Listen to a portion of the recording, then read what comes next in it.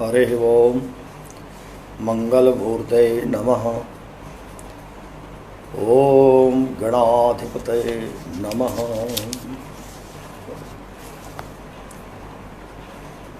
यद्पादपङ्कजध्वानैः श्रुतयः श्रुतिमागता स्पन्दमाना हृदिदेशे ध्याये ब्रह्ममयं गुरुम्।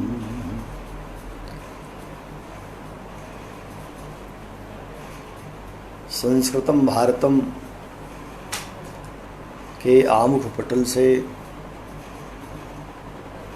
जुड़े हुए समस्त ज्योतिषानुरागी मित्रों, प्रिय विद्यार्थियों एवं सुधीजनों,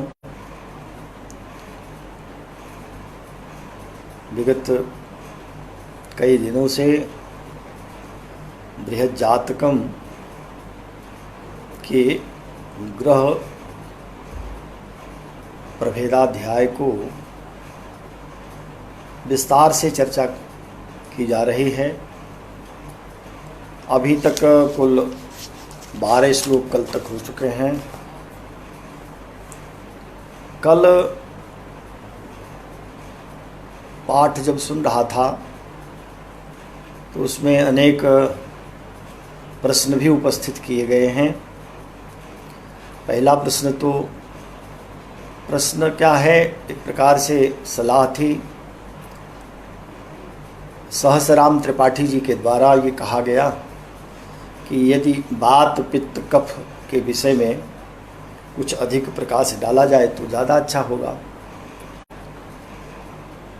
बात पित्त कफ यद्यपि ये विषय तो है आयुर्वेद का, तथापि ज्योतिष शास्त्र में ग्रहों के अनुसार वात पित्त कफ की चर्चा आई है। इस पर हमने विस्तार से 2019 में अप्रैल मास में इसी संस्कृतम भारतम के आमुख पटल से आयुर्वेद एवं ज्योतिष का समन्वय किया है, जहाँ दोनों का तुलनात्मक एक प्रकार से विवेचन करते हुए वात कफ पित्त तीनों पर विस्तार से चर्चा किया था। ये अप्रैल 2019 की बात थी, जिसके बाद कुछ दिनों तक संस्कृतम भारतम पर कोई कार्यक्रम नहीं हो सका था।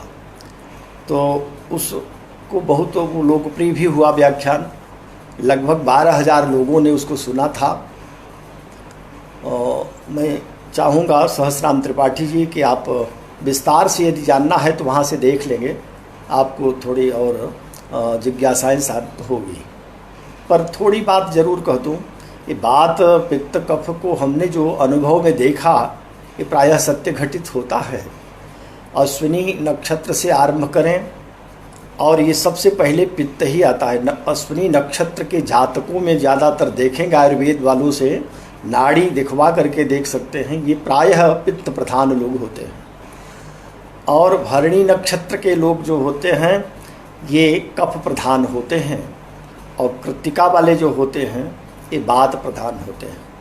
तो ये चीज़ें आयुर्वेद के वैद्य से नाड़ी दिखवा करके और ज्योतिष के जो नक्षत्र के जातक हैं इस ढंग से देखें, जैसे नाड़ी को देख लें, नाड़ी विचार करते हैं तो आदि नाड़ी में देखा जाता है पित्त प्रकृति, मध्य नाड़ी में कफ प्रकृति, अंत नाड़ी में वात प्रकृति। ये प्रायः ज्योतिष का ये जो नक्षत्र है इससे काफ़ी कुछ मिलता है।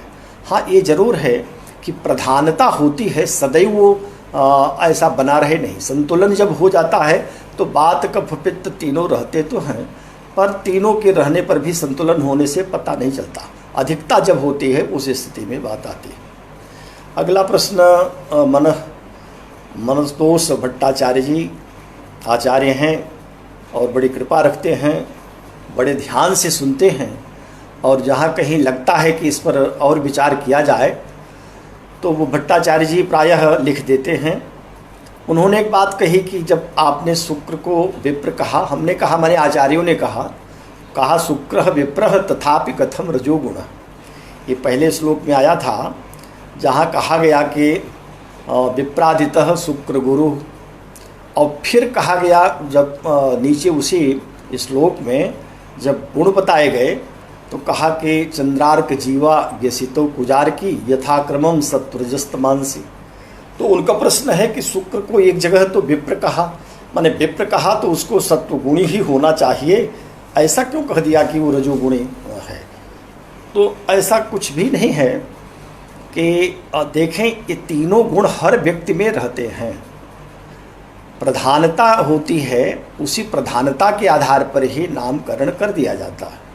शुक्र विप्र वर्ण का है तो इसका अर्थ यह नहीं है कि वह सदैव सत्वगुणी ही रहेगा। रजोगुणी है, यह बात तो शुक्राचार्य के जीवन से भी पता चलता है। इसी कारण से रजोगुणी जो यक्ष राक्षस होते हैं उनके वो आचार्य हुए, गुरु हुए, पुरोहित हुए। और बृहस्पति सत्वगुणी है, यह तो विप्र है, इसमें तो घटित होता है। भगवान परशुराम जो अवतार रूप में आए हैं ये यद्यपि विप्र वर्ण के हैं तथापि इनका जो कार्य है वह तो हमेशा जो है वो रजोगुणी वाला ही कार्य है। इसलिए जो ये बात आचार्यों ने कही तो उनको योगज प्रत्यक्ष हुआ है, उस कारण से उन्होंने विचार करके ये बातें कही हैं। अतएव ये कहना कि शुक्र विप्र वर्ण का है इसलिए वो सत्वगुणी ही होना चाहिए, आवश्यक नहीं है। अगला उन्होंने एक प्रश्न और कह दिया कि केचित बदंती भौमः रक्तम शनि अस्थि। हाँ, केचित बदंती ये बात है कि आचार्यों में मतांतर बहुत हैं। तो कुछ लोग मंगल को रक्त कहते हैं, पर रक्त कहना बहुत ठीक इसलिए भी नहीं है। हाँ, नाम तो उसका रुधिर है, भौम का वो रुधिर भी है, लोहित भी है, लेकिन वो रक्त नहीं है, उसके लिए मज्जा ही कहना ठीक होगा। और शनि को अस्थि कहा है तो कहीं कहीं जब सूर्य के राशि में बैठता है शनि तो ऐसी स्थिति में उसमें देखा जाता है कि हाँ वो कभी कभी अस्थि का भी संचालन उसी के अधीन हो जाता है। एक बात उन्होंने कही कि जब आप स बू कु सु चु आदि कहते हैं तो उसमें स से स कथम न शशि। जब स को आप शनि कह रहे हैं, सु को शुक्र, तो स को शनि क्यों कहते हैं, शशि क्यों नहीं कह देते, चंद्रमा कह दें। सकार से तो शशि भी हो जाएगा और उसी से शनि भी बन रहा है। तो ये प्रसंग के अनुसार अर्थ किए जाते हैं, प्रकरण के अनुसार अर्थ किए जाते हैं।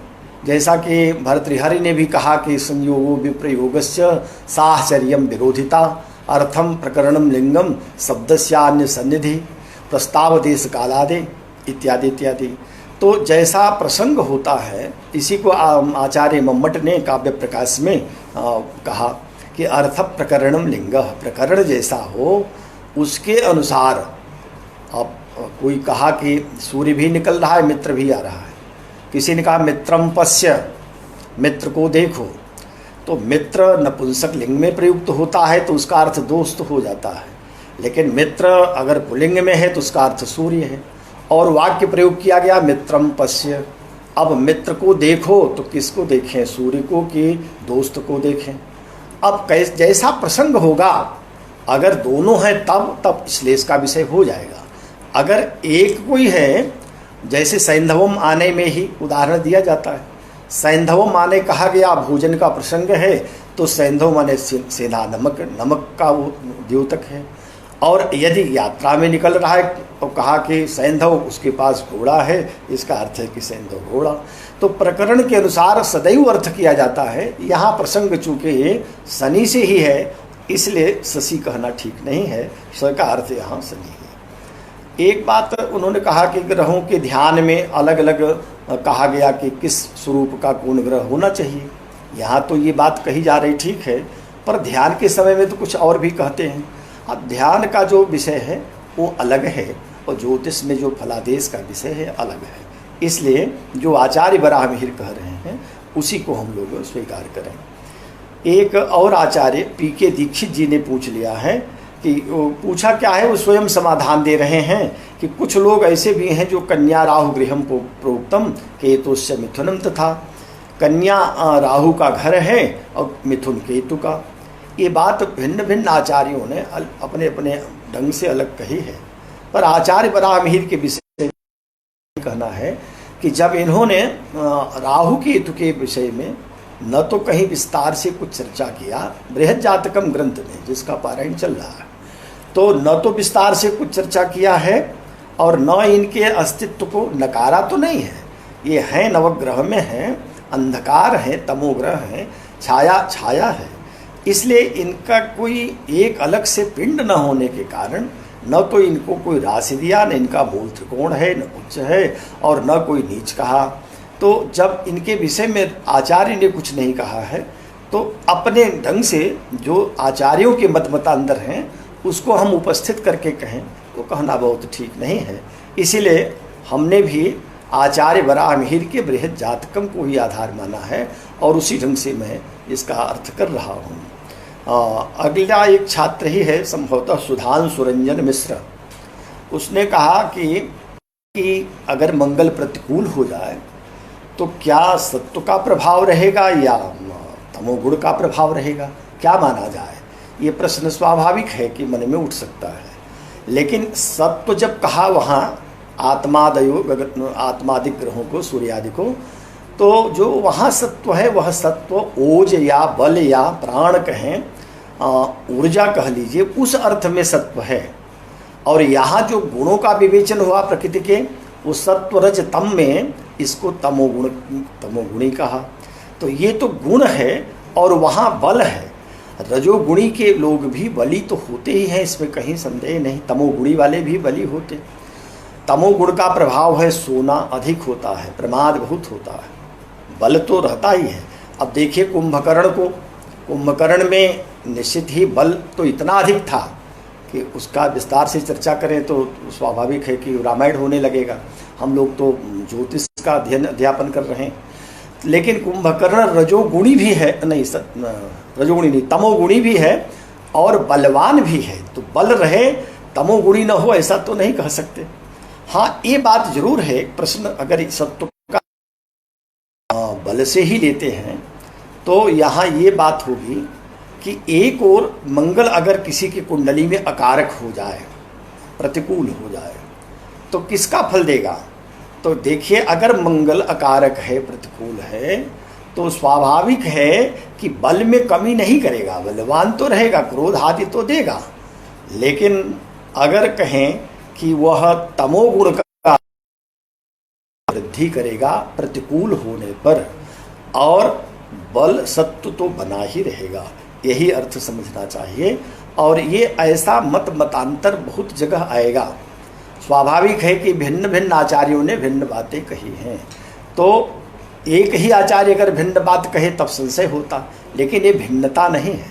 जैसे देखें एक ही शरीर में पांचों तत्व हैं, सबके शरीर में 5 तत्व हैं, क्षितिजल पावक गगन समीर।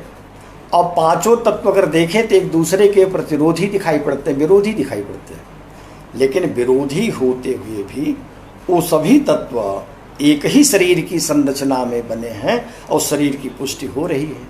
अग्नि और जल का क्या मेल है, दोनों विरोधी ही है, लेकिन इसी शरीर में जल भी है, अग्नि भी है। जठराग्नि के रूप में भोजन पचा रही है और जल के रूप में शरीर की पुष्टि कर रही है।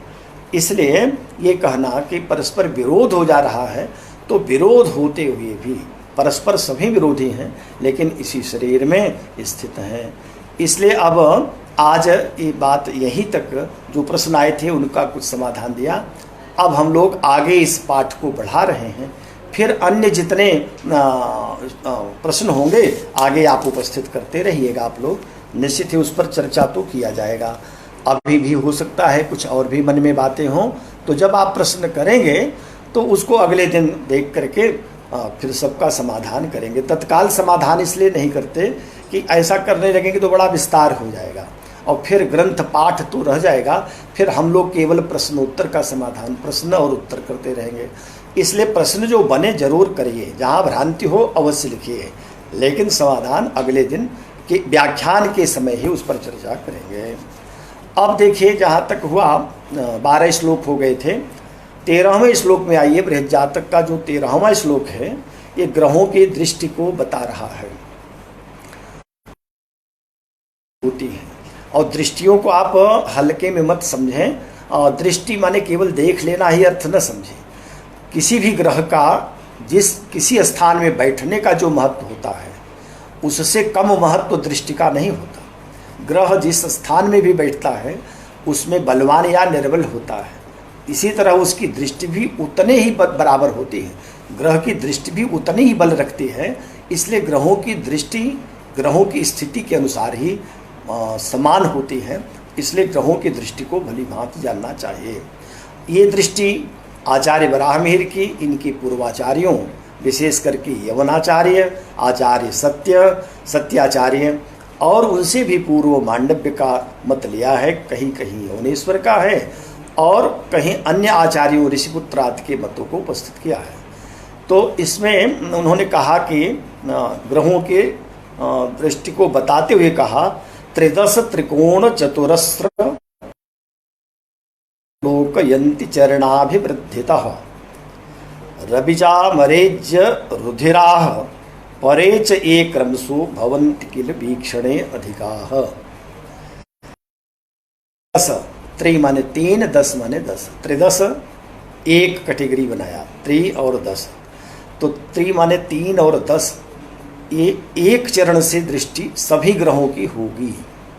अभी जो अलग करेंगे ग्रहों को वो तो बाद की बात, पहले सभी ग्रहों की दृष्टि आप जाने कि तीसरे और 10वें दृष्टि उनकी एक चरण की सर्वत्र पड़ती है। फिर कहा त्रिकोण, त्रिकोण माने पंचम और नवम, पंचम और नवम पर भी दृष्टि होगी तो एक चरण और वृद्धि हो जाएगी, माने 2 चरण की दृष्टि पंचम और नवम की त्रिकोण की होती है। फिर कहा चतुरस्र, चतुरस्र माने 4 और 8, 4 और 8 की भी दृष्टि होगी, चौथे स्थान पर भी दृष्टि 8वें पर, तो एक चरण और वृद्धि हो गई, माने 3 चरण की हो गई। एक पाद दृष्टि थी त्रिदश और 2 पाद दृष्टि हो गई पंचम नवम त्रिकोण, और त्रिपाद दृष्टि माने 3 चरण की दृष्टि हो जाएगी चतुरस्र माने 4 और 8। फिर कहा सप्तम और 7वीं भी दृष्टि होगी, तो 7वीं दृष्टि 4 चरण की हो जाएगी, माने पूर्ण। सभी ग्रह अपने स्थान से 7वें स्थान को पूर्ण दृष्टि से देखेंगे और सभी ग्रह अपने स्थान से चौथे और 8वें को 3 चरण दृष्टि से देखेंगे। सभी 5वें और 9वें को 2 चरण से देखेंगे। सभी ग्रह अपने स्थान से तीसरे और 10वें को 1 चरण की दृष्टि से देखेंगे। इसीलिए कहा त्रिदश त्रिकोण चतुरस्र सप्तमान्यवलोकयन्ति, अवलोकयन्ति देखते हैं। कहाँ चरणाभिवृद्धितः, एक एक चरणों की वृद्धि से, एक एक चरण की वृद्धि जैसा बताया उसी प्रकार से जाने। तो कहा कि सभी ऐसा ही देखेंगे या किसी में कुछ विशेष भी है? कहा विशेष भी है। तो विशेषता किसकी? रविज अमरेज रुधिराह। रविज, रविज, रवि का जो ज माने पुत्र, रवि रवे जायते थे, रविज जो सूर्य से उत्पन्न हुआ वो शनि, तो शनि की दृष्टि विशेष हो गई। शनि तीसरे और 10वें को, शनि को छोड़ करके बाकी सब ग्रह तो देखेंगे 1 चरण से, लेकिन शनि की दृष्टि विशेष है क्योंकि शनि एक प्रकार से अंगरक्षक है, भृत्य है, सेवक है। इसलिए ये तीसरे और 10वें को, कर्म क्षेत्र को भी देखेगा और पराक्रम को भी देखेगा। ऐसा पहले से ही कहा कि ये भृत्य प्रेष्य कह दिया है, तो तीसरे और कर्म क्षेत्र को, पराक्रम को विशेष करके शनि के भाग में दे दिया, तो तीसरे और 10वें शनि की पूर्ण दृष्टि हो जाएगी। फिर कहा अमरेज्य, अमरेज्य माने बृहस्पति, अमर माने देवता, इज्ज माने उनके जो गुरु हैं। इज्ज एक ढंग से बृहस्पति का नाम भी है, तो इज्ज भी कहते हैं, अमरेज्य भी। अमरेज्य माने देवताओं के जो पूज्य हैं वो हैं अमरेज्य बृहस्पति। तो बृहस्पति की दृष्टि त्रिकोण, सभी ग्रह 5वें और 9वें को 2 चरण से देखेंगे, लेकिन बृहस्पति ऐसे हैं जो 5वें 9वें को पूर्ण दृष्टि से देखेंगे। 7वां तो सब देख ही रहे पूर्ण दृष्टि से, 7वें से हट करके शनि तीसरे 10वें को पूर्ण दृष्टि से देखेगा, 7वें को भी देखेगा, तीसरे 10वें को, और बृहस्पति 7वें को पूर्ण दृष्टि से देखेंगे और ये 5वें 9वें को। फिर कहा रुधिराह, रुधिर का अर्थ है मंगल, तो मंगल भी दृष्टि रहा है, सप्तम को तो पूर्ण से देख ही रहा है, लेकिन उसी के लिए शब्द है चतुरस्र। चतुरस्र माने 4 8, मंगल को छोड़कर अन्य सारे ग्रह चौथे और 8वें को 3 चरण दृश्य से देख रहे हैं, लेकिन मंगल 4 8 और 7, 4 7 8 इन तीनों को पूर्ण दृश्य से देखेगा। यही कहा कि ये क्रमशो भवन्ति किल वीक्षणे अधिका, ये सारे ग्रह क्रमशः वीक्षणे माने दृष्टि में अधिका भवन्ति अधिक होते जाते हैं। तो यह क्रम है। और ग्रहों की ये जो दृष्टि है ये दृक्बल भी होता, दिग्बल होता है, दृक्बल दृष्टि का भी बल है, और इनकी दृष्टि भी बड़े कार्य की होती है। इसीलिए जब सूत्र कहते हैं कि यो यो भावः स्वामी दृष्टो युतो वा, तो स्वामी दृष्टः और स्वामी युतः, तो देखने का और युति होने का फल समान ही कहा गया है। इसलिए यह दृष्टि के द्वारा यहाँ आचार्य वराहमिहिर ने बता दिया। अब इस पर कोई विशेष कथन नहीं है, इसमें किसी को मतभेद भी नहीं है। हाँ, मतभेद रखते हैं जैमिनी, आचार्य जैमिनी की दृष्टि कुछ भिन्नता रखती है, और वह यहाँ उस प्रसंग को उपस्थित करने से यह दृष्टि भी बाधित होने लगेगी। इसलिए ये दृष्टि बनी रहे, अभी जैमिनी को भूले ही रखिए तो ठीक रहेगा। अन्य दृष्टियाँ भी हैं, पर उसकी चर्चा यहाँ करने का कोई अभिप्राय नहीं है। अब हम लोग 14वें श्लोक पर आए। 14वां श्लोक देखें। आयन क्षण, ये ग्रहों का काल और ग्रहों का रस बताते हुए ये 14वां श्लोक आचार्य कह रहे हैं। अयन क्षण वासरतवो मासो अर्धंच समाश्च भास्करात्। अयन क्षण वासरतवो मासोर्धंच समाश्च भास्करात्। कटुक लवण तिक्त मिश्रता मधुराम लौचक साय इत्यपि। अर्थ है अयन क्षण, अयन माने 2, अयन माने 6 मास, उत्तरायण दक्षिणायन, अयन सूर्य से ही होता है, तो एक, इसलिए अयन का अर्थ है कि 6 महीने। और क्षण, क्षण माने मुहूर्त, कहीं कहीं क्षण भर में माने मुहूर्त भर में, मुहूर्त भी कह दिया जाता है या क्षण। मुहूर्त का अर्थ होता है मुहूर्तम घटिका द्वयम, 2 घटी तक को मुहूर्त कहते हैं। तो 2 घटी 48 मिनट की मुहूर्त जहाँ कहें माने कम से कम 48 मिनट लगेगा, ये अर्थ होगा। अयन क्षण। और बासर, बासर माने दिन, दिन एक दिन माने अहर्निश। जहाँ कहीं बासर आवे वो कभी कभी दिन का ही बोधक होता है। अगर दिन कहते हैं, बासर माने दिन, तो दिन में ये संक्षिप्त ही है, जैसे अहोरात्र का संक्षेप कर रहे हैं। और दिन को दिवानक्त, दिवानक्त दिन, दिवा का अर्थ है दिन जब तक सूर्य का प्रकाश है, नक्त माने रात्रि, वही रात्रि है। तो दिवा से दी ले लिया और नक्त से न, तो ये दिन बन जाता है। अगर कहें एक दिन तो वो संपूर्ण 24 घंटे का अहोरात्र का बोधक हो जाता है। अगर कहें दिवा केवल तो उसका अर्थ दिन ही होगा, कि उसका अर्थ केवल जब तक सूर्य है। दिवा का अर्थ है केवल दिवस, और जब दिन कहते हैं तो दिन रात्रि दोनों लेते हैं। वासर, और इसी प्रकार से ज्योतिष शास्त्र में मिति और बदी का भी अर्थ आता है। वो कहते हैं कि बदी है और ये सुदी है। ये प्रायः अब तो नहीं, प्राचीन लोग अपने जन्म पत्रिका आदि में भी लिखते थे, और कभी किसी को चिट्ठी पत्री आदि लिखी जाती थी, पत्र आदि, तो उसमें मिति, मिति माने तिथि, और सुदी या बदी। तो सुदी में जो सु है वो शुक्ल, और दिन दिवस, शुक्ल दिवस को सुदी कह देते थे, और बदी माने बहल दिवस, जहाँ चंद्रमा घटने लगता था। तो बदी और सुदी इसी प्रकार से दिन की तरह ही जानना चाहिए।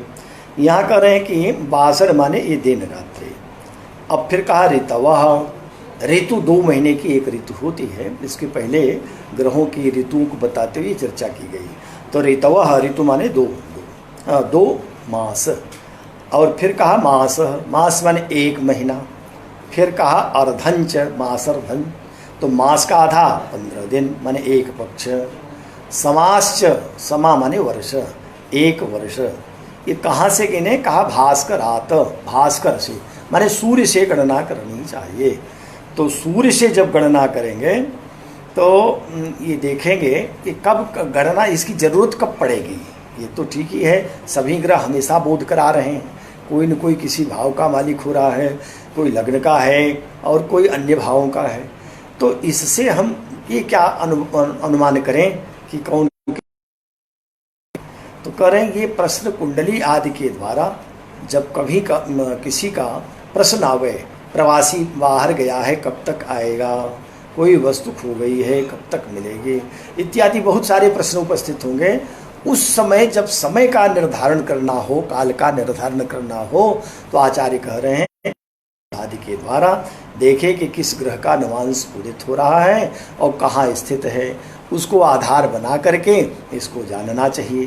तो यदि प्रवासी कब तक आएगा कोई प्रश्न कर ही लिया, तो अगर उसमें सूर्य के द्वारा द्योतित हो रहा है, लग्न का स्वामी या नवांश का सूर्य है, तो कहेंगे कि अयन माने सूर्य के द्वारा यदि काल का बोध कराया जा रहा हो तो 6 महीने के बाद प्रवासी लौटेगा।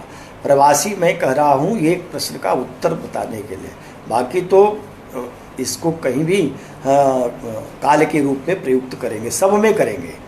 तो अगर सूर्य है तो अयन 6 महीने, अगर चंद्रमा है तो क्षण, क्षण का अर्थ है 1 मुहूर्त माने 48 मिनट, और यदि मंगल है तो वासर 1 दिन रात्रि में, अगर बुध है तो ऋतवः 2 मास में, बृहस्पति हैं तो मासः 1 महीने में, और अगर शुक्र है तो अर्धंच, मासर्धंच, मास का आधा माने 15 दिन में, और यदि शनि है तो समाश्च 1 वर्ष में उसका होगा, लब्धि होगी, प्राप्ति होगी, लौटेगा आदि आदि। माने जब ग्रहों के काल को हम ग्रहों के आधार पर कितने समय तक ये चीज़ की प्राप्ति होगी, प्रवासी लौटेगा या वस्तु मिलेगी इत्यादि विषयों में इन ग्रहों के समय को इस रूप में जानना चाहिए। अब कहा कि ठीक है हम ग्रहों के काल को तो जान गए, लेकिन ग्रहों का रस क्या होता है, और ये रस भी 2 प्रकार के रस हैं। एक रस तो होता है जो भोजन का रस है, ये 6 रस जिसमें षडरस कहा जाता है, और एक रस काव्य का होता है, वो तो काव्य के रस नाटक आदि में तो 8 ही हैं, बाकी काव्य में 9 रस हैं। बाद के आचार्यों ने और 12 रसों तक की गणना कर ली। लेकिन जो प्रसिद्ध रस हैं ये साहित्य के नहीं सौहित्य के हैं। साहित्य और सौहित्य में यही अंतर है। साहित्य कहा गया जो काव्य आदि का आनंद है वो साहित्य है। सहितयो भावः, जहाँ भाव विद्यमान है, भाव विभाव अनुभाव संचारी भाव आदि, वो सब तो साहित्य का विषय है। लेकिन जो जिह्वा जिस रस का अनुभव करती है उसको हम सौहित्य का रस कहते हैं। ना मनु ने कहा ना कि नाति सौहित्य मात्रेत, बहुत रस के चक्कर में भी नहीं पड़ना चाहिए। रस लेने का अगर बहुत व्यसन हो जाए तो वो दोष बन जाता है, शरीर को कहीं कष्ट देने लगता है। इसलिए रस यह सौहित्य का रस है, माने भोजन का रस है। ये 6 ही होते हैं। इसलिए कहीं भी रस अगर संख्या बतानी हो, रस माने तो 9 नहीं कहेंगे, कवियों के रस को नहीं कहेंगे, रस की ही बात करेंगे। आचार्य मम्मट ने तो 9 रस रुचिराम निर्मित मादधति भारती कबीर जयत, भारती कबीर जयती कहा। लेकिन यहाँ साहित्य का रस नहीं, ज्योतिष का रस है। तो ज्योतिष में भोजन वाले रस कुल 6 ही हैं। उन 6 रसों को ग्रह तो 7 हैं, तो एक ग्रह को मिला देंगे, मिश्रण कर देंगे। कैसे मिश्रण कर रहे हैं देखिए। कहा कटुक लवण तिक्त मिश्रता मधुराम लौ चकसाय इत्यपि। कटु रस कटु है, कड़ुआ है। चंद्रमा का रस क्या है? लवण, नमकीन है। मंगल का रस क्या है? तिक्त, तीता, तिक्त है। और बुध का मिश्रता, बुध में ऐसा रस आता है कि लगता है ये पानक रसन न्याय हो गया। जैसे शरबत बनाएं और कई चीज़ें मिला दें, काली मिर्च भी मिला दीजिए उसमें और मिश्री भी मिला दीजिए, गुलाब चीनी का भी रस हो जाएगा और उसमें आम आदि का रस मिला दीजिए। तो जब 8-10 चीज़ों को मिला करके शरबत बनाइए तो किसका रस आ रहा है, कौन सा रस आ रहा है? वो रस मिश्रित हो गया। इसको जो साहित्य वाले पानक रसन न्याय बोलते हैं। पानक रस है माने सब कुछ मिला हुआ, कई रस मिल गए। तो मिश्रित जब बुध के द्वारा रस का बोध होगा, बुध का जो रस है वह मिश्रण वाला रस है, मिश्रित रस है, सभी रस मिले हुए हैं। और बृहस्पति का फिर तो कहा मधुर, मधुर माने मीठा रस। अब देखें एक एक रस में भेद बहुत हो जाते हैं।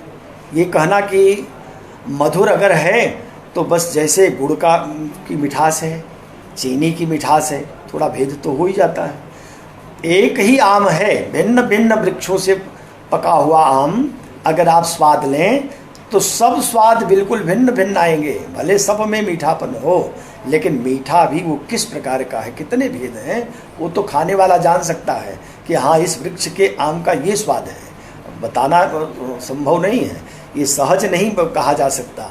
लेकिन एक मधुर रस के अनेकों भेद हो जाते हैं, हजारों रस उसमें दिखाई पड़ते हैं। आम के फल में मधुरता तो है, लेकिन प्रत्येक वृक्ष के फल में अलग अलग स्वाद होता चला जाता है मिठास लिए हुए। ऐसे ही ये रस मधुर कह दिया गया, मीठा कह दिया गया, तो इसका अर्थ नहीं है कि बस एक मीठा ही, मीठे के भी भेदों में समझना पड़ता है।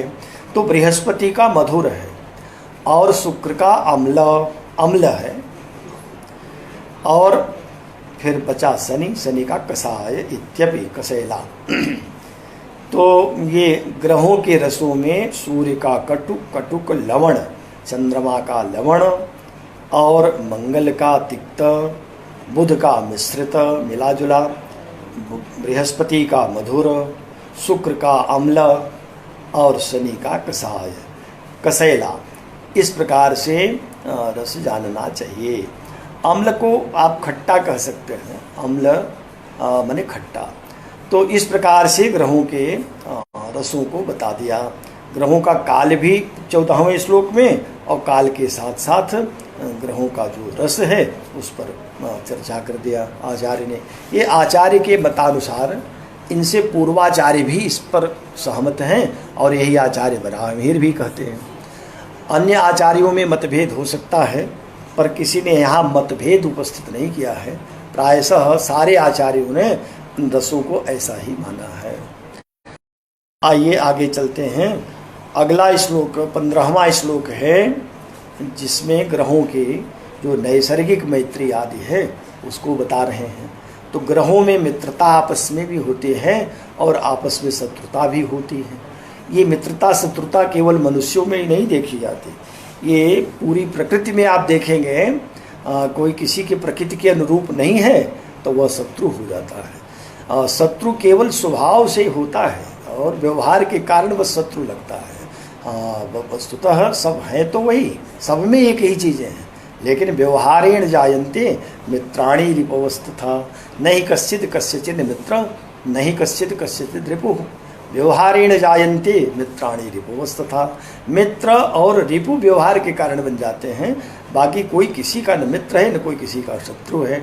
सब जिसका काम, जिससे स्वार्थ किसी का सधा वो तो मित्र हो गया और स्वार्थ नहीं सधा तो शत्रु हो गया। बस इतनी ही बातें कही गई। ये ग्रहों में भी दिखाई पड़ती है। तो क्या ग्रहों में भी कोई स्वार्थ है? ग्रह भी आपस में इसीलिए विरोध करते हैं?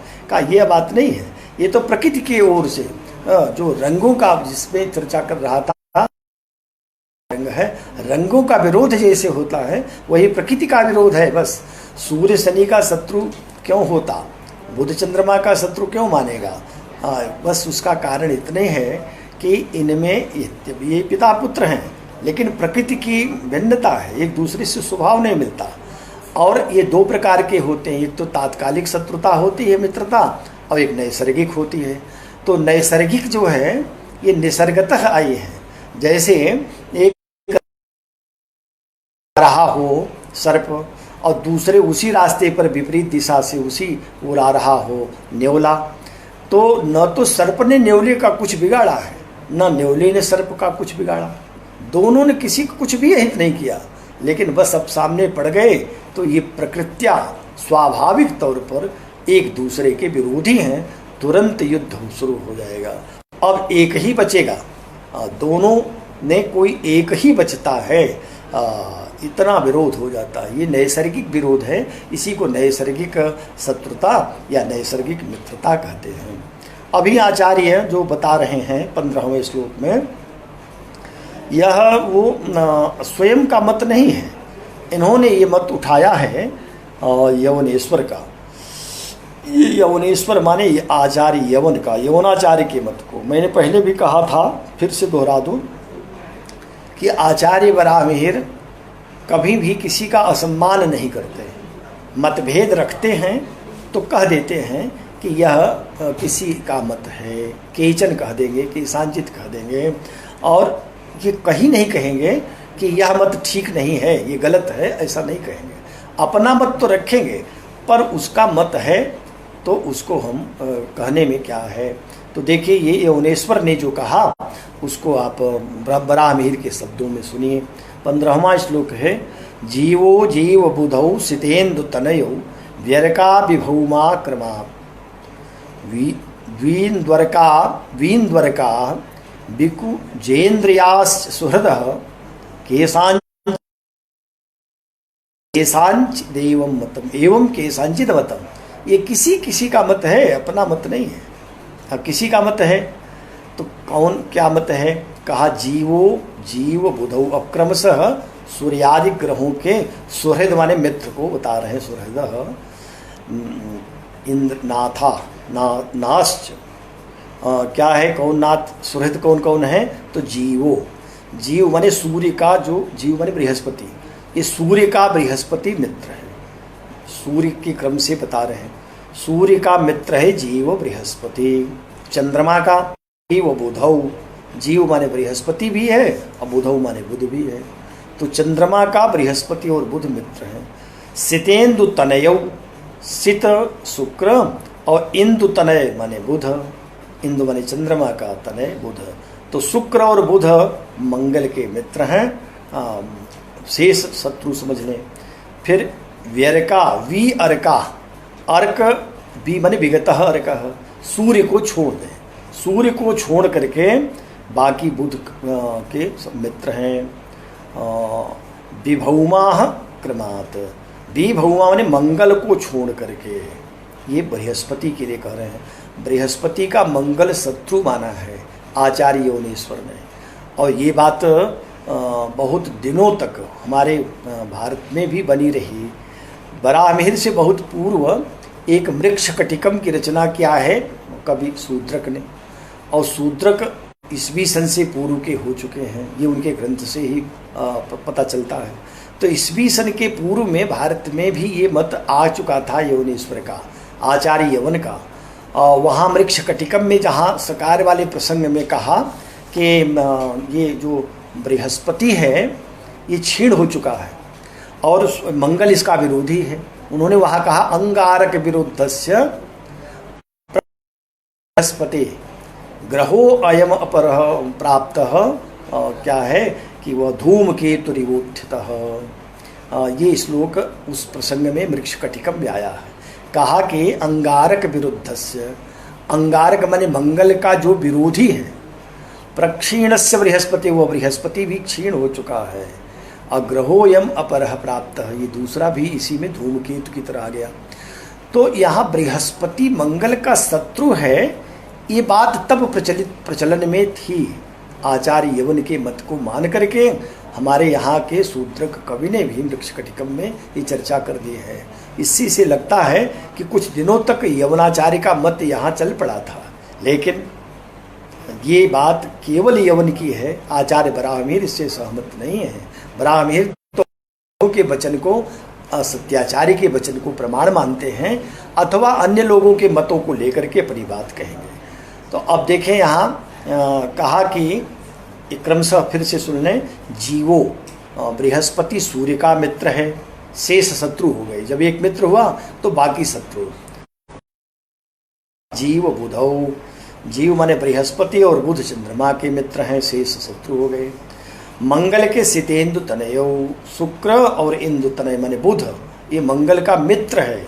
ये आचार्य यवन का मत है, मंगल और बुध की मैत्री नहीं है, लेकिन ये मानते हैं कि शुक्र और बुध मंगल के मित्र हैं, शेष शत्रु हैं।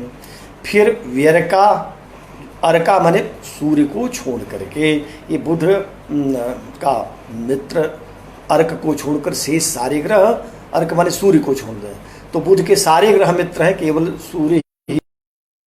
और विभौमाह क्रमा, और बृहस्पति का मंगल को छोड़ करके शेष ग्रह मित्र हैं। फिर द्विन्द्वर्का, ये क्रमात् का त आकर के द बन गया है, और वीन्द्वर्का, वी यहाँ विगत माने इसको छोड़ करके अर्थ करना होगा। इंदु अर्क, इंदु माने चंद्रमा और अर्क माने सूर्य, सूर्य चंद्रमा शुक्र के मित्र हैं, शेष शत्रु हैं। इनको सूर्य चंद्रमा को छोड़ करके शेष मित्र हैं, ये दोनों शत्रु हैं शुक्र के। फिर अब बचा शनि, तो शनि के लिए कहा विकुचेन्द्र, विकुजेन्द्र, विकुजेन्द्रिना, बी माने विगत माने छोड़ करके, कुज माने मंगल को, इंदु, इंदु का अर्थ है चंद्रमा, और इन हो जाएगा, इन माने सूर्य। तो मंगल, चंद्रमा और सूर्य को छोड़ करके शेष जो है सुहृदः, शनि के मित्र हैं। ये बात कहाँ से आप कर रहे हैं? तो कहा केशांचि देवम मतम, ये कुछ लोगों का मत है, कतिपय लोगों का मत है। वो कतिपय लोग कौन है? तो कहा ये कतिपय लोग वही हैं आचार्य यवन, यवनाचार्य का मत है। अच्छा, तो आचार्य यवन का मत मान्य नहीं है तभी तो, नहीं तो जैसे विकल्प कर देते हैं आचार्य पाणिनि, जब सूत्र बनाते हैं तो वा कह देंगे, विकल्प कह देंगे, विभाषा कह देंगे। इसका अर्थ है कि दूसरे आचार्यों का ये मत है, पर मेरे मत से ये विकल्प ये नहीं, दूसरा होगा। ठीक इसी प्रकार से आचार्य वराहमिहिर ने भी कह दिया। अब सत्याचार्य के मत को उपस्थित कर रहे हैं। तो सत्याचार्य ने कहा सत्योक्ते, सत्य का जो वचन है, सत्योक्ति माने सत्याचार्य की उक्ति है। सुहृदस् त्रिकोण भवनात्, सुहृद माने मित्र, कौन होते हैं? त्रिकोण, त्रिकोण माने नवम पंचम, भवन से और अपने भवन, स्वात अपने घर से, दूसरा स्वांत्य अंतिम, दूसरा स्व अंत्य, और धी बुद्धि माने पांचवा, धर्म नौवां, स्वात्म्यांत्य धी धर्मपाह, अपने स्थान से दूसरे, अंतिम 12वें, पंचम और नवम, और सोचायु जिसमें ग्रह उच्च का होता है उस उच्च का स्वामी, और सुखपाह, आयु माने अष्टम, और सुखपाह माने जो सुख स्थान है चतुर्थ, उसका भी स्वामी। ये क्या होंगे? स्वलक्षण विधे नान्ये विरोधादिति, ये तो इसके मित्र होंगे और इनका विरोध कभी नहीं होगा, शेष शत्रु होंगे।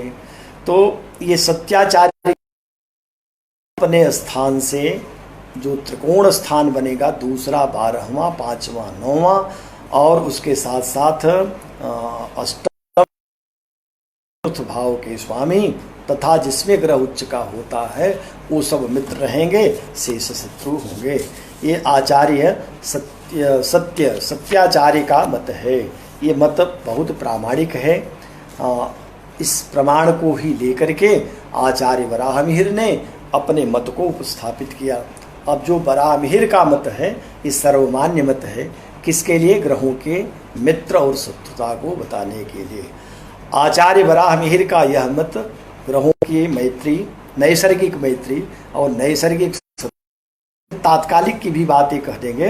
ये बात जो कहा है आचार्य ने, वो बाद के सारे आचार्यों ने जो का त्यों ग्रहण किया है। अब देखें अगले श्लोक में, 16वें श्लोक में आचार्य वराहमिहिर ने कहा, 16वां, शत्रु समश्च सस्यो मित्राणि शेषा रवे, तीक्ष्णांसुर हिम रश्मिजश्च सुहृदौ शेषाः समाः शीतगो। जीवेन्दुष्णकरा कुजस्य सुहृदो ग्योरिः सितारकी समौ मित्रे सूर्यसितो बुधस्य हिमगुः शत्रु समाश्चापरे। अर्थ देखें, शत्रु हैं, अब सूर्य से ही क्रमशः बताते चल रहे हैं। रवेह, सूर्य के शत्रु कौन कौन होंगे? मंद सितौ, मंद माने शनि, सितौ माने शुक्र। शुक्र और शनि होते हैं। समश्च शशिजो, बुध सम है, बुध को सम कहा है। बराहमिहिर के मत से बुध सम ही होता है। यद्यपि बहुत लोगों ने बुध को भी मित्र कह दिया है, पर बराहमिहिर कहते हैं ये सम है। मंदसित माने शुक्र और शनि तो शत्रु हैं, पर शशिजः बुध सम है। मित्राणि शेषारवेह, और बाकी सब मित्र हैं। तो शेष कौन कौन बचे? बुध शुक्र शनि को छोड़ दिया जाए, चंद्रमा मंगल और बृहस्पति, ये तीन ग्रह बचे। ये तीनों सूर्य के मित्र हैं, और बुध सम है, मंगल और मंगल नहीं, शुक्र और शनि ये शत्रु हैं। फिर कहा अब शीतगोह, तीक्ष्णांशुर हिम रश्मिजश्च सुहृदौ शेषा समा शीतगोह। शीतगोह मान चंद्रमा, चंद्रमा के मित्र हैं तीक्ष्णांशु, तीक्ष्ण है अंशु किरणें जिसकी, माने भगवान सूर्य। और हिम रश्मिज, अब हिम रश्मि तो चंद्रमा ही है, लेकिन ज कहा माने जो चंद्रमा से उत्पन्न माने बुध। तो बुध जो है और सूर्य ये दोनों सुहृदौ मित्र हैं चंद्रमा के। शेषाः समाः, और जितने ग्रह सब बचेंगे वो सब चंद्रमा के सम हैं। तो कौन कौन बचा? मंगल, बृहस्पति, शुक्र और शनि। तो ये चंद्रमा के सम हैं। तो चंद्रमा का शत्रु कोई भी नहीं है। चंद्रमा किसी को अपना शत्रु नहीं मानता। क्यों नहीं मानता? क्योंकि वो श्वेत रंग है चंद्रमा का, और श्वेत रंग पर कोई भी रंग चढ़ाइए तो सब चढ़ जाते हैं, इसलिए सब मित्र बन जाते हैं। या तो सम रहेंगे या मित्र हो जाएंगे। लेकिन सूर्य का पहले कहा ना, पाटल वर्ण का है, लाल रक्तश्यामो पाटलो, रक्तश्याम है तो उसमें सब रंग नहीं मिल सकते। काला रंग नहीं करेगा, वो शत्रुता हो जाएगी। तो श्वेत श्वेतमय हो जाएगा, इसलिए शुक्र का भी नहीं बना, श्यामल है। तो ये जो मैत्री और शत्रुता की बात आई, ये वैज्ञानिक है बिल्कुल। ये रंगों से मिलाकर जिस ग्रह का जो रंग कहा गया और दूसरे ग्रह का जो रंग है देखेंगे तो वही परस्पर शत्रु होते हैं, इसीलिए शत्रुता मित्रता की बात कह दी। और अन्यथा ग्रह कैसे ग्रह के शत्रु मित्र होंगे? तो प्रकृति से ही ग्रहों की शत्रुता मित्रता स्वभाववश जानी जा रही है। अब कहा कि ठीक है, सूर्य चंद्रमा के मित्र शत्रु समझान गए। मंगल का बताइए, तो मंगल के लिए कहा जीवेन्दु उष्ण करा, जीवेन्दु उष्ण कराह। जीव माने बृहस्पति के, बृहस्पति और इंदुष्ण करा। इंदु माने चंद्रमा, उष्णकर माने सूर्य। जीव, इंदु, चंद्रमा और उष्णकर माने सूर्य। सूर्य, चंद्रमा और जीव बृहस्पति, ये तीनों कुजस्य सुहृदः, मंगल के सुहृद हैं। सुहृद माने शोभनम हृदयम यस्य सा, शोभन है हृदय जिसका। तो शोभन हृदय होने के कारण ये सब मित्र हैं। सुहृद माने मित्र का अर्थ ही है जिसका हृदय सुंदर हो, शोभन हो। और मैत्री तो है लेकिन हृदय से कालुष्य है, तो मैत्री दिखाने के लिए है, मैत्री नहीं है। इसलिए सुहृद बार बार मित्र के लिए आता है, शोभन हृदय के अर्थ में ही। उस मित्र को सन्मित्र ही समझें, वो मित्र कुमित्र नहीं है। तो जो सुहृद हैं, सुंदर मित्र, ये कौन कौन है? किसके मित्र?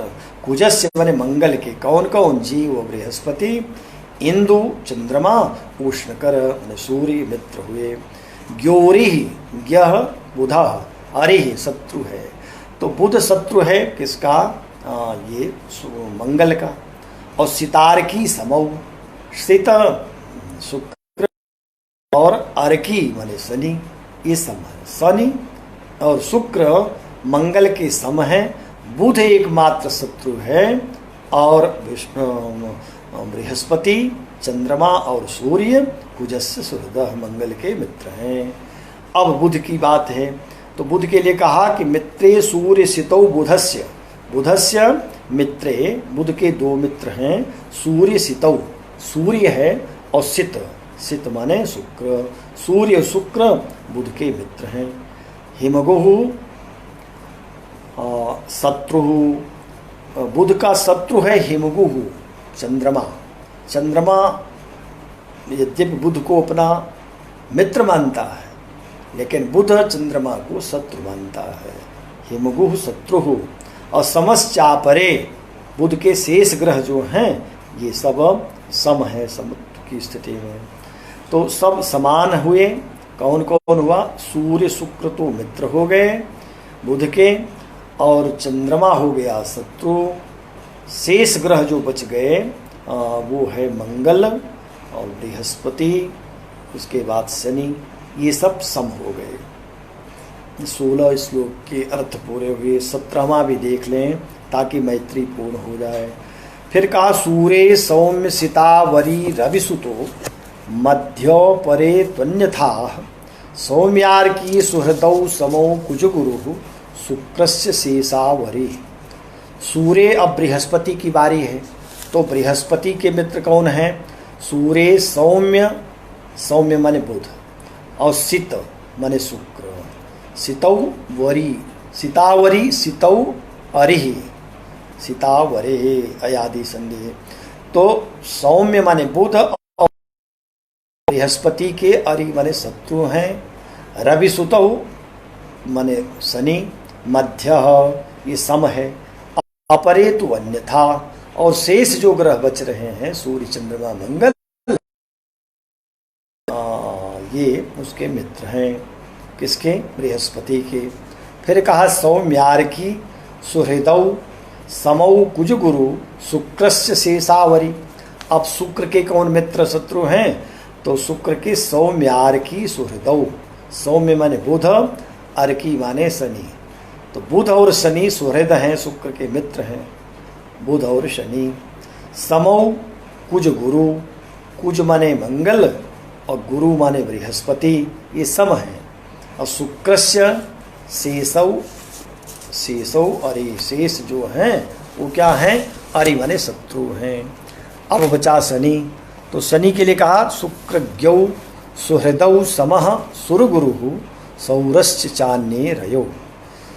और जब सौरस्य माने शनि के, शुक्रज्ञौ सुहृदौ, शुक्र अज्ञौ, ज्ञौ माने बुध, शुक्र ज्ञ, शुक्र और बुध सुहृदौ सुहृद हैं, समः सुरगुरु, सुरगुरु माने बृहस्पति, ये क्या है? सम है।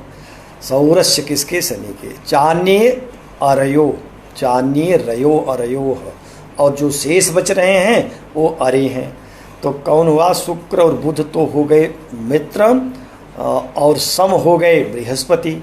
तो बृहस्पति बुध और शुक्र को छोड़ दें तो सूर्य चंद्रमा मंगल ये शनि के शत्रु हो गए।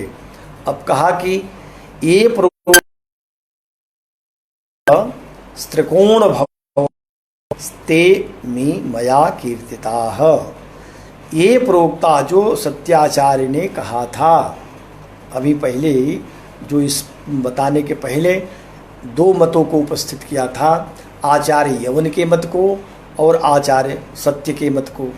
तो आचार्य यवन के मत को तो कह करके छोड़ दिया कि ये कि सांचित किसी का मत है और किसी का मत है, माने हम सहमत नहीं हैं। तो शंकराचार्य के मत से सहमत थे। तो सत्याचार्य ने जो एक विधि बताई थी कि अपने मूल त्रिकोण से, अपने से देखें मूल त्रिकोण से दूसरे, चौथे, पाँचवें, नौवें, अंतिम और दूसरे, ये सब क्या होंगे? ये मित्र हैं। तो कहा कि उसी को ही जो कहा था आचार्य सत्य ने, ये प्रोक्ता सुहृदस त्रिकोण भवना, सुहृद माने मित्र के को जो त्रिकोण भवन से आचार्य सत्य ने कहा था, तेमी मया कीर्तिता, मया कीर्तिता, उसको मेरे द्वारा यहाँ स्पष्ट रूप से एक एक ग्रहों का नाम लेकर के उनके शत्रु मित्र को विस्तार से बता दिया गया। तो ये जो शत्रुता और मित्रता और इसी ढंग से समता भी होती है ग्रहों की। तो समता भी होती है, शत्रुता भी होती, मित्रता। समता क्या है? समता माने उदासीनता। उदासीन क्या होते हैं? तो उत आसीन, आसीन माने बैठना, उत माने थोड़ा ऊपर उठ करके बैठना। जैसे नीचे दो लोगों से वाद विवाद हो रहा हो तो आप थोड़ा अपना आसन ऊंचा लगा दे, ऊपर उठ जाइए। तो ये दो लोगों की चाहे शत्रुता हो चाहे मित्रता, आपस में सिर भी फोड़े, आप तो ऊपर उठ गए तो न आपसे कुछ मतलब नहीं है, माने बिल्कुल तटस्थ हो गए। हाँ, तटस्थ भी शब्द है उदासीन के लिए। तटस्थ माने तटे स्थित। तट माने नदी के तट पर आप खड़े हैं तो इधर थल भी देख रहे हैं, उधर जल भी देख रहे हैं। जल में क्या बहकर जा रहा है, जल किधर जा रहा है, और स्थल में क्या है, इससे आपसे कुछ मतलब नहीं। आप बिल्कुल किनारे खड़े हुए शांत हैं। तो यही तटस्थता का भाव है और यही भाव उदासीनता का भी है। उदासीन माने ऊपर उठ गए, तो ऊपर उठ जाने से कौन किसका शत्रु है, कौन किसका मित्र है, आपसे किसी प्रकार तक का मतलब नहीं रह जाता। तो ये है ग्रहों के नैसर्गिक शत्रु, नैसर्गिक मित्र, नैसर्गिक सम। तीनों प्रकार से यहाँ आचार्य वराहमिहिर ने एक एक ग्रह के बारे में स्पष्ट बता दिया। और आज यहाँ 17 श्लोक पूर्ण हो गए। कल अगर किसी प्रकार का व्यवधान नहीं हुआ, ईश्वर की इच्छा रही, तो कल यह दूसरा प्रकरण जो ग्रह भेदाध्याय है, कल इसको समाप्त करेंगे, क्योंकि इसमें कुल 21 श्लोक ही हैं। आज 17 श्लोक पूर्ण हो गए, तो अब 2-3 श्लोक ही बचे हैं जो ग्रहों के आगे तात्कालिक मैत्री को बताते हुए, शत्रुता को बताते हुए, फिर ग्रहों का जो बल होता है, दिग्बल आदि, उस पर चर्चा करके ये प्रकरण समाप्त करेंगे, ताकि आगे आने वाले जो प्रकरण हैं, पियोनि जन्माध्याय आदि और जो सूतिकाध्याय हैं, और भी अच्छे अच्छे आयु के प्रकरण, दशा आदि जो वराहमिहिर के अनुसार है, उसका विस्तार से फिर हम लोग आगे चर्चा करते रहेंगे। आज का पाठ यहीं समाप्त कर रहे हैं। कारण यह है कि अब 4 बजने वाला है, समय लगभग हो गया है। दूसरे आचार्य का ये समय हो जाता है, तो यदि अधिक समय ले लें तो दूसरे का हित नुकसान होता है। इसलिए अब आज इतना ही पाठ आप सभी के लिए। धन्यवाद। सर्वे भवन्तु सुखिनः, सर्वे सन्तु निरामयाः, सर्वे भद्राणि पश्यन्तु, मा कश्चित् दुःख भाग् भवेत्। सबकी मंगल कामना करते हुए आज का पाठ समाप्त कर रहा हूँ। धन्यवाद। जयतु ज्योतिषम, जयतु भारतम।